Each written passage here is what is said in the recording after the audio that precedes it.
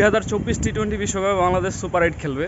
হ্যাঁ দর্শক, আপনারা ঠিকই শুনেছেন, 2024 টি-20 বিশ্বকাপে বাংলাদেশ সুপার 8 অর্থাৎ নকআউট পর্বে খেলতে পারবে এবং সেই সামর্থ্য আছে বাংলাদেশের। আমরা যারা স্পোর্টস লাভার আছি তারা সবাই জানি এবার টি-20 ওয়ার্ল্ড কাপের জন্য 20টি দল অংশগ্রহণ করেছে এবং 20টি দলকে 4টি গ্রুপে বিভক্ত করা হয়েছে।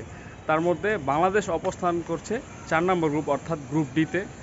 এই গ্রুপ ডিতে বাংলাদেশের প্রতিপক্ষ হিসেবে আছেন 1 নম্বরে সাউথ আফ্রিকা, 2 নম্বরে শ্রীলঙ্কা, 3 নম্বর নেপাল, 4 নম্বর নেদারল্যান্ডস। যদিও বাংলাদেশের অনুযায়ী সাউথ আফ্রিকা একটু শক্তপোক্ত দল বটে, বাট বর্তমান যে পরিস্থিতি, শ্রীলঙ্কা গতকালকে যেভাবে হেরেছে এই সাউথ আফ্রিকার সাথে, আমার মনে হয় বাংলাদেশ শ্রীলঙ্কার সাথে খুব সহজেই জিতে যাবে।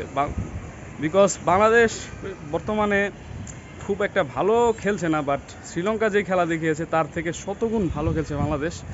আর নেদারল্যান্ডস তো বাংলাদেশের কাছে ছোট একটা বাচ্চা সমতুল্য। নেদারল্যান্ডসের সাথে বাংলাদেশ যে কোনোভাবে জিতে যেতে পারে, সেই সামর্থ্য বাংলাদেশের আছে।